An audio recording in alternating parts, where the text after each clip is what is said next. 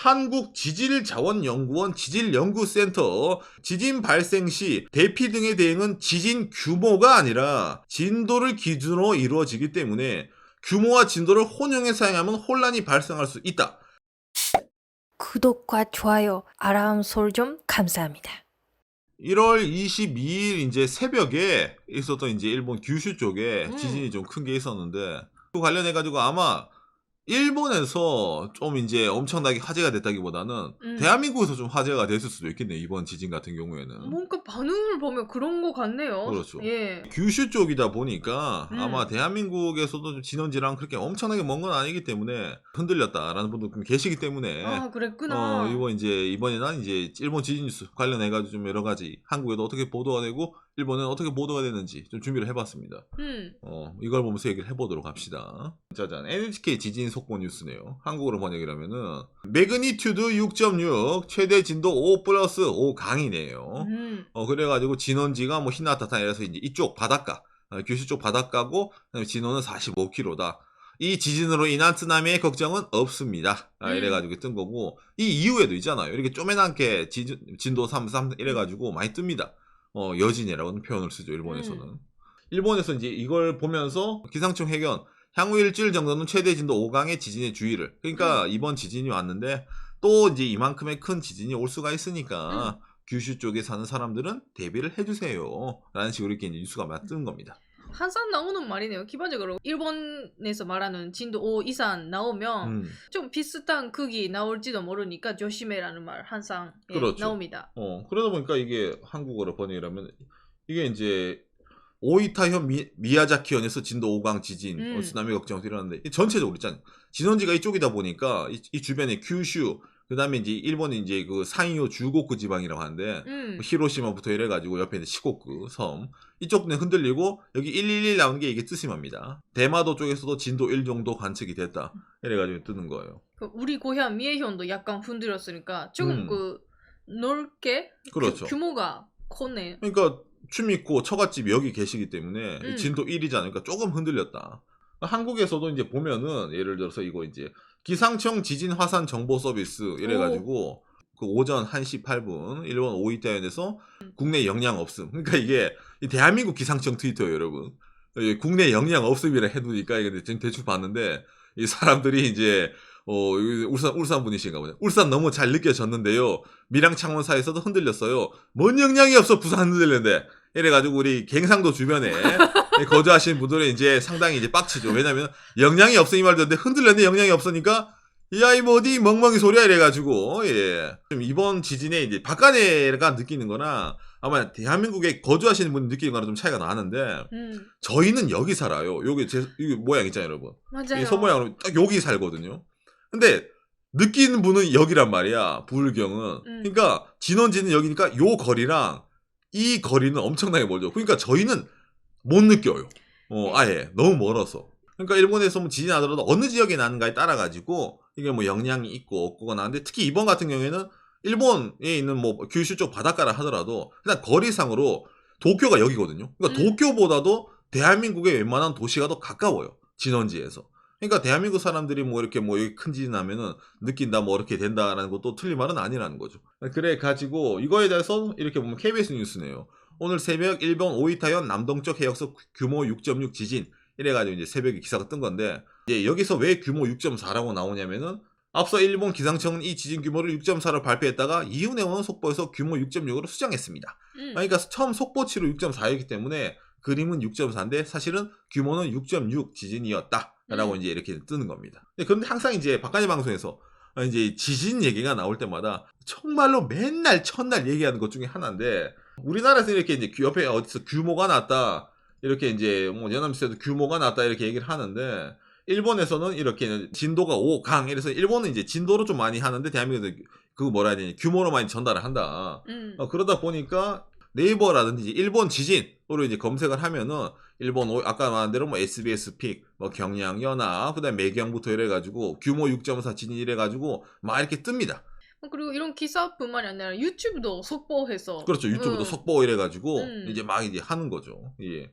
그런데 이제 예전에 저희 방송에서 지진 얘기할 때마다 제가 제일 많이 들고 나온 게 이거 진도죠, 진도. 예, 한일 진도 분류 비교 이래가지고 일본에서 이제 5강짜리가 났기 때문에 대충 보면은 대한민국으로 치면 대충 진도 8에서 진도 9 정도가 이번에 이제 일본에서 떨어진 거다. 상당히 센 거죠. 예, 한국 기준으로 쳤을 때.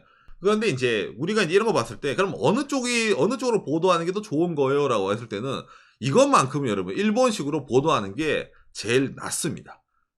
이건 이제 제가 왜 이런 지진에 대해서 여러분들한테 컨텐츠 나올 때마다 이게 진도로 보도하는 게 좋습니다. 진도로 해야지 알아듣기 쉽습니다라고 제가 계속 얘기하는 이유가 뭐냐면은 대한민국에서도 우짜둔동 이번에 이렇게 이제 좀 진원지에서 가까웠기 때문에 뭐 부울경 그쪽이 흔들리고 이러면은 이게 남 얘기가 아니에요. 이게 진짜 일본에서 큰 게 왔을 때 예를 들어 이 바닷가 쪽에서 우리나라한테도 피해가 올 수가 있거든요. 그럴 때 어떤 식으로 이제 대피를 해야지 사람들이 즉각적으로 알아들을 수 있을까 여기에 대해서도 진도라는 개념이 상당히 중요합니다. 거기에 대해서도 이거 대한민국의 뭐자 2016년이네요. 한국지질자원연구원 지질연구센터 연구실장님께서 뭐 여러 가지 이거 썼는데 지진 발생 시 대피 등의 대응은 지진 규모가 아니라 진도를 기준으로 이루어지기 때문에 규모와 진도를 혼용해 사용하면 혼란이 발생할 수 있다. 그 다음에 사람들이 이게 규모라고 하면은 잘 몰라요. 왜냐면은 여기에 대해서도 짜잔 대한민국 기상청 보도자료네요. 2018년 자료입니다. 여기서 보면은 규모, 지진이 발생한 지점에서의 절대적인 에너지 총량을 정량적으로 나타낸 값. 규모가 1이 증가할 때마다 에너지가 약 32배가 증가한다. 그러니까 규모가 2가 다르면은 약 1000배 정도 다릅니다. 파워가. 진도, 지진이 전파합니다라 각 지역별로 흔들리는 정도를 등급별로 수치한 값. 그래서 규모와 진도 차이 개념도 이렇게 있잖아요. 규모는 지진의 절대적인 힘이에요. 규모 6.6의 지진이잖아. 그럼 어느 지역에서 엄청나게 6.6 정도로 센 지진이 팍 났대. 그런데 진도라는 거는 알기 쉽게 보라면 진원지에서부터 봤을 때 이게 어느 정도로 실제로 지표면에 있죠. 우리가 살고 있는 데서 파워가 왔느냐, 피해가 왔느냐. 그러니까 이거는 다이렉트로 하니까 예를 들어 뭐 진도 6이에요. 여긴 머니까 진도 2에요. 이런 식으로 있잖아요. 흔들리기 때문에. 야, 그러면 규모 6.6, 규모 5.0이 왔다 이러면은 내가 사는 동네는 그럼 얼마나 흔들린 거야를 알 때 규모를 알면은 알 수 있나요? 몰라요. 얘를 알아야 돼. 진도를 알아야 돼요. 그러니까 도망치세요. 뭐 하세요 이럴 때 이번 지진은 규모 몇 지진입니다. 이러면은 사람들이 알아요? 몰라요. 알 수가 없습니다. 왜냐면 기준이 안 돼요. 지진이 규모가 엄청 크다 하더라도 멀리 있으면은 쫄 필요가 없어요. 아무 상관이 없거든. 안 흔들리거든. 근데 지진 규모가 작다 하더라도 진원지에서 가까우면은 예를 들어서 엄청나게 크게 흔들리고 있어요. 규모에 대비해가지고. 그럼 이거를 왜 굳이 이렇게 들고 가서 이렇게 귀따갑게 얘기를 해? 그렇죠. 예를 들어가지고 자주 들고 오다 보니까 이런 뉴스가 자주 눈에 밟히네요. 짜잔. MBC. 일본 규슈에서 진도 6.4 지진. 부울경에서 진동 감지. 대충 어떤 느낌인지 알겠죠? 기사분. 그러니까 대충 이런 경우가 생기는 거예요. 그러니까 이게 뭐 이제 전체적으로 다 그렇다는 게 아니라 이거를 보는 사람들이 진도 6.4라면 이게 어마무시하거든요, 여러분 이게. 근데 이거는 진도 6.4가 아니죠. 그런데 이제 이런 식으로 이제 MBC에서 이제 뉴스를 이제 어떻게 보면 이제 보도를 하기 때문에 이건 이제 잘못된 건데 이걸 제가 알게 된 계기가 있어요. 뭐냐면 이건 좀 상당히 개인적인 건데 여러분. 제가 울산 사람이거든요. 울산 사람이라 가지고 제가 일본에 거주하고 있으면서도 울산에 있는 정보를 좀 알고 싶어 가지고 울산에 있는 방송사 유튜브를 제가 다 구독을 해놔요. 그래가지고 울산 현지 뉴스를 봅니다. 예를 들어서 울산에 이번에 경전철이 왔어요. 울산은 예를 들어 기업이 많으니까 부자 도시다? 아니다. 팩트 체크 이런 좋은 뉴스가 많이 있거든요. 그래서 울산 MBC도 제가 구독을 하는데 울산 MBC 유튜브에서 예를 들어서 이제 이게 커뮤니티거든요. 울산 MBC 뉴스 다들 흔들림 느끼셨나요? 오늘 새벽 1시 8분쯤 일본에서 진도 6.4의 지진이 발생했습니다. 자연스럽게 있잖아요. 이게 아무래도 보도를 하는 뭐 유튜브를 하는 사람들도 이렇게 헷갈립니다. 대한민국에서도. 맞아. 보도하는 분들도 헷갈림 정도가 되고 있나 보네. 우리나라는 지진이 많이 나는 편이 아니에요.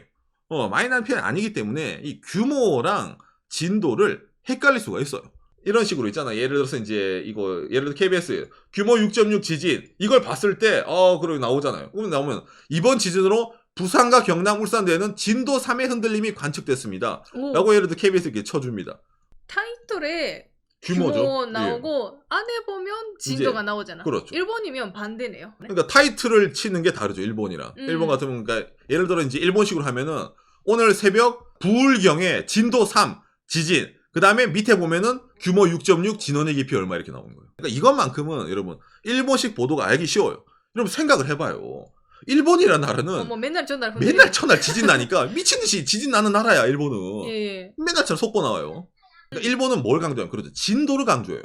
왜냐면은 아까 말했지만 이게 실제로 흔들리는 거기 때문에 사람들이 지진 났을 때 뉴스 봐가지고 그래서 내가 지금 여기서 도망쳐야 돼? 아니면 내가 뭘 해야 돼를 판단하고 싶잖아요.